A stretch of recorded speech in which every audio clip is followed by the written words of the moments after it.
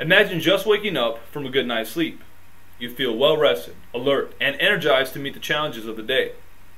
But wait a minute, why should we have to imagine that? Isn't that the way we should all feel after a good night's sleep?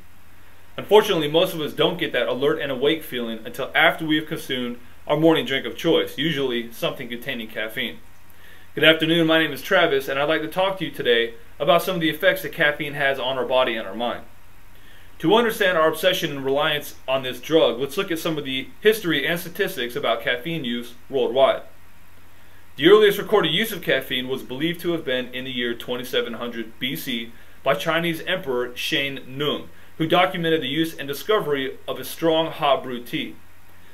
In the year 900 BC, the Greek historian Homer mentions a bitter drink that wards off sleep.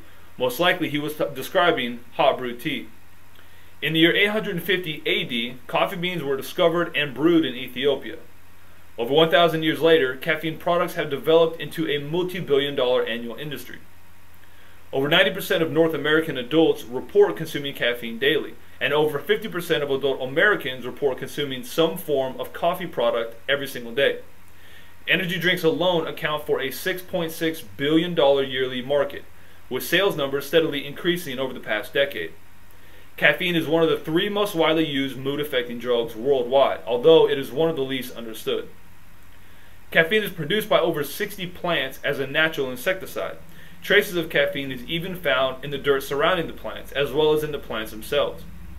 Caffeine is a psychoactive drug that acts as a CNS or central nervous system stimulant and speeds up the cellular activity in the brain by blocking the chemical signals that tell our brain that it is time to shut down for the night.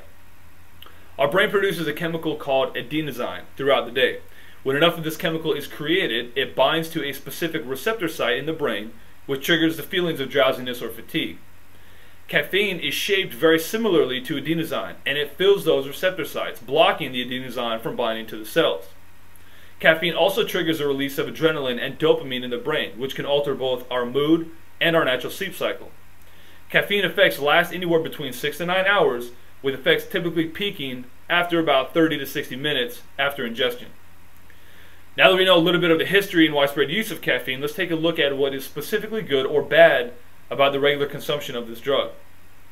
Beneficial effects of caffeine on the mind and body include the ability to improve alertness levels for a short period of time. Studies also show that cognitive performance was enhanced for subjects who ingested a small amount of this drug. Recently, researchers have confirmed a positive correlation between the intake of caffeine and the slowed progression of certain degenerative diseases such as Alzheimer's and Parkinson's.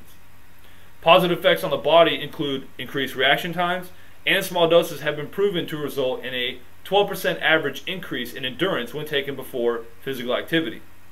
Caffeine is also a natural antioxidant, and it may help in preventing cancer by countering many of the free radicals in our body. Now that we've talked about some of the good effects, let's look at some of the drawbacks. Remember how caffeine took up those adenosine receptor sites in the brain? Once the caffeine wears off, all of that built-up chemical that was blocked comes rushing back in, resulting in a crash. Think of it as a dam holding back a large body of water. Once the dam is removed, the water, or our fatigue, comes crashing back in. Prolonged caffeine use also leads to difficulty in thinking clearly, and in many cases it results in an addiction. Remember, caffeine is a drug, and like any other drug, it creates a positive association in the pleasure centers of the brain, which will lead to continued use. Physically, caffeine leads to higher blood pressure and an increased heart rate. Caffeine also stimulates the release of dopamine in the brain, which does result in a disruption of your natural sleep cycle. Now that we've detailed some of the varying effects of caffeine on the body, let's review. We've highlighted many of the ways in which caffeine is both beneficial and harmful for the mind and body. When we use it in moderation, caffeine does have many beneficial effects, such as increased cognitive and physical performance, a temporary boost in alertness, and possible treatment of certain diseases. When used in excess, caffeine can be seriously addicting and result in a variety of physical problems, such as difficulty thinking clearly, disrupted sleep cycles, high blood pressure, and a myriad of other health issues. Thank you.